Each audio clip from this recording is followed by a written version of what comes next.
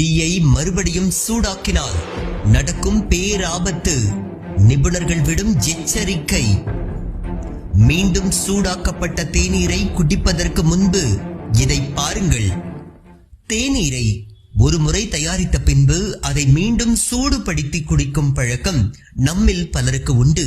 ஆனால் இவ்வாறு செய்வதால் தேநீரில் உள்ள ஆரோக்கியமான பண்புகள் குறைந்து சில சமயங்களில் அது நமக்கு தீங்கு விளைவிப்பதாகவும் மாறக்கூடும்.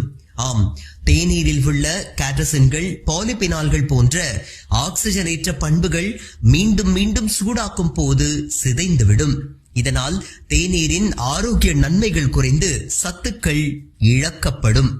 தேநீர் காய்ச்சிய பிறகு அது அறை வெப்பநிலையில் 4 மணி நேரத்திற்கு மேல் இருந்தால், குறிப்பாக பால் அல்லது சர்க்கரை சேர்க்கப்பட்டிருந்தால் தீங்கு விளைவிக்கும் பாக்டீரியாக்கள் வளர அது சிறந்த சூழலாகிவிடும்.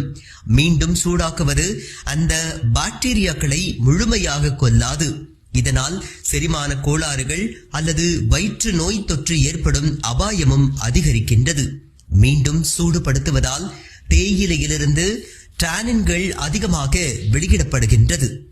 இதனால் தேநீர் மிகவும் கசப்பான சுவைக்கு மாறும்.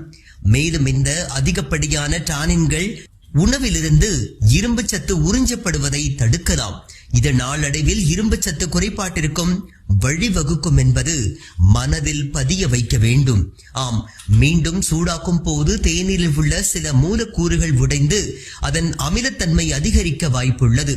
குறிப்பாக பால் கலந்த தேநீரை மீண்டும் சூடாக்குவது நெஞ்செரிச்சல் மற்றும் அமில எதிர்களிப்பு போன்ற செரிமான பிரச்சனைகளை ஏற்படுத்தும். தேநீரை மீண்டும் சூடாக்கும் போது அதில் உள்ள காஃபின் எனும் செறிவு பொருள் இன்னும் அதிகமாகலாம். காஃபின் உணர்வுள்ளவர்களுக்கு இது தூக்கமின்மை, படபடப்பு அல்லது வயிற்று அசௌகரியத்தையும் ஏற்படுத்தும். மேலும் காஃபின் ஒரு லேசான சிறுநீர் பெருக்கியாக செயல்படுவதால் அதிகப்படியான செறிவு நீரிழப்பை ஏற்படுத்தக்கூடும்.